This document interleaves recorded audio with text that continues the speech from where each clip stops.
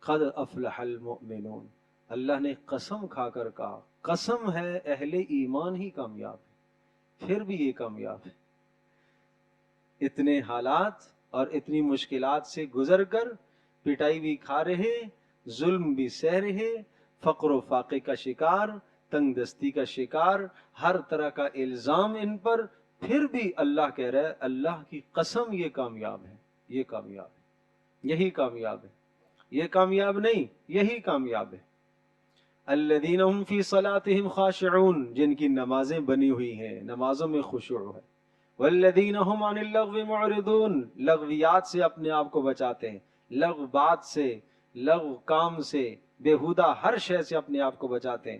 والذین هم للزکاة فاعلون، مال کا تزکیہ کرتے ہیں، زکوٰۃ دے کر مال کو پاک رکھتے ہیں، اپنے دل کو بھی صاف رکھتے ہیں۔ والذین هم لفروجهم حافظون، اپنی شرمگاہوں کی حفاظت کرتے ہیں، ایک شادی کے علاوہ کسی اور جگہ پر اپنی اس عزت کو استعمال نہیں کرتے۔ فَمَنِ ابْتَغَىٰ وَرَاءَ ذَلِكَ، اور جس نے اپنی جنسی تسکین شادی کے علاوہ کسی اور جگہ پر استعمال کی، یہ حد سے تجاوز کرنے والا ہے۔ وَالَّذِينَ هُمْ لِأَمَانَاتِهِمْ، یہ تو وعدوں کی پاسداری کرتے ہیں اور یہ امانتوں کا خیال رکھتے ہیں اور یہ نمازوں کی حفاظت کرتے ہیں، شروع سے بھی نماز، آخر میں پھر نماز، اور پھر اولئک هم الوارثون، یہی وارث ہیں جنت الفردوس کے، یہی وارث ہیں۔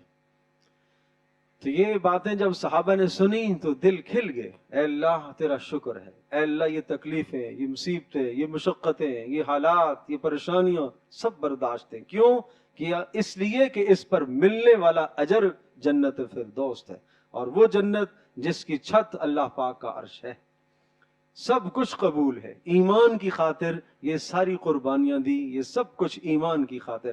تو یہ سورۃ المومنون کا پس منظر ہے،